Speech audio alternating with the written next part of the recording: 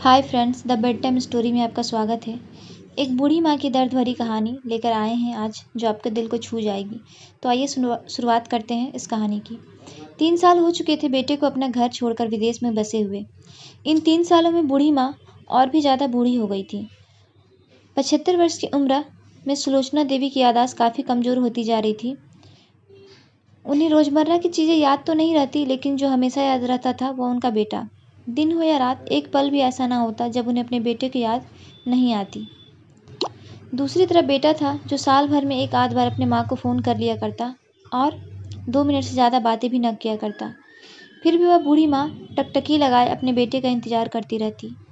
एक दिन बेटे को विदेश से फ़ोन आया। हेलो हेलो, सुन रही हो ना माँ? मैं अनिल बोल रहा हूँ, तुम्हारा बेटा। कैसी हो माँ?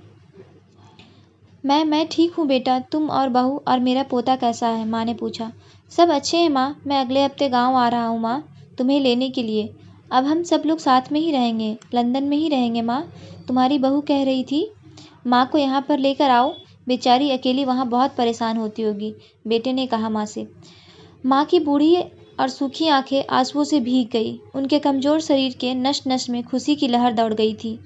बेटे और बहू का अपने प्रति प्रेम देखकर माँ का मन खुशी से भर आया था। बेटे ने आगे कहा, माँ तैयार रहना माँ, मुझे ज़्यादा दिन की छुट्टियाँ नहीं हैं। जिससे जितने पैसे लेने हैं लेकर रखना।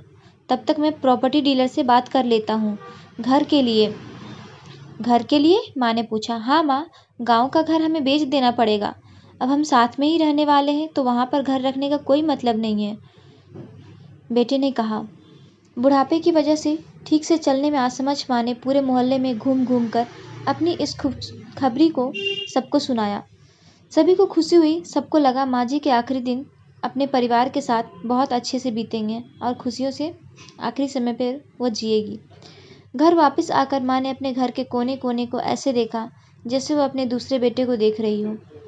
देखिए भी क्यों ना, उस घर को अपने बेटे से कम थोड़ी समझा था सुलोचना जी ने।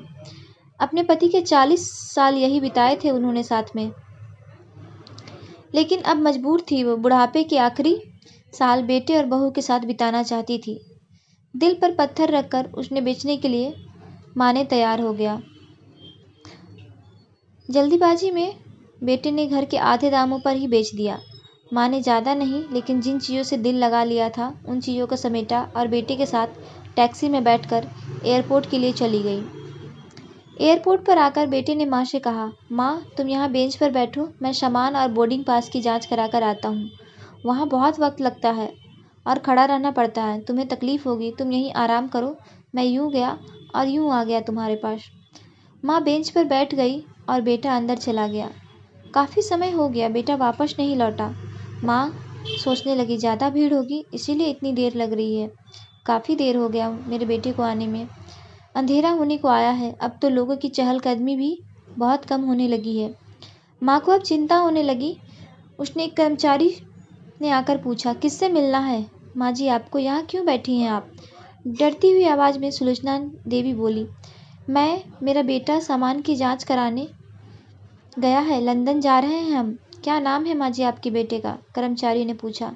अनिल नाम है मेरे बेटे का, सुलोचना देवी ने बताया। कर्मचारी अंदर गया और थोड़ी देर बाद बाहर लौटा। उसने सुलोचना देवी से कहा, माँ जी, लंदन जाने वाली सारी फ्लाइट तो दोपहर में ही जा चुकी है और आपका बेटा भी उस फ्लाइट में बैठकर लंदन जा चुका है। अब आप यहाँ बैठने का कोई मतलब नहीं है। अब आप भी अपने घर जाइए और आराम कीजिए। क्या जा चुका है और मैं घर क्यों जाऊँ? घर? माँ की आंखों में आंसू के सैलाब उठने लगे। उनकी आंखों से आंसू रुक ही नहीं रहे थे। जैसे तैसे माँ घर पहुँची, जो अब उसका था ही नहीं। बिक चुका था वह घर। वह वही बरामदे में तुलसी के पास सो गई। घर के नए मालिक ने उस पर दया आई तो एक कमरा किराए से उसको दे दिया। पेंशन के पैसों से खाना और किराए का बंदोबस्त हो जाता था। दिन जैसे तैसे बीत रहे थे। कुछ दिनों के बाद घर के नए मालिक ने सुलोचना देवी से कहा, माँ जी, आप अपने रिश्तेदारों के यहाँ जाकर क्यों नहीं रहती हैं? इस उम्र में आपके लिए वहीं ज़्यादा अच्छा होगा। आप वहाँ थोड़ा आराम भी कर पाएंगे और आपका मन भी लगा रहेगा। अच्छा तो होगा, लेकिन अगर मेरा बेटा वापस आया तो उसका ख्याल कौन रखेगा? मेरा बेटा बहुत भोला है, उसे अपना ख्याल रखना बिल्कुल नहीं आता। मैं कहीं नहीं जाऊंगी, क्या पता कब उसे मेरी जरूरत पड़ जाए। माँ ने रूंधे हुए आवाज़ में ऐसे कहा। दोस्तों, सच बता रही हूँ, माँ की ऐसी बातें सुनकर मेरी आंखों में आंसू आ गए। किसी ने सच ही कहा है, पूत कपूत हो सकता है, लेकिन माता कभी कुमाता नहीं होती। आप सभी से हाथ जोड़कर विनती करती हूँ, अपने माता पिता की जितनी हो सके सेवा करना, उनके साथ भी कभी बुरा बर्ताव मत करना। अगर आपको यह कहानी, एक बूढ़ी माँ की दर्द भरी कहानी, ज़रूर पसंद आई होगी। अगर कहानी पसंद आई हो तो इसे शेयर करना बिल्कुल न भूलें। धन्यवाद।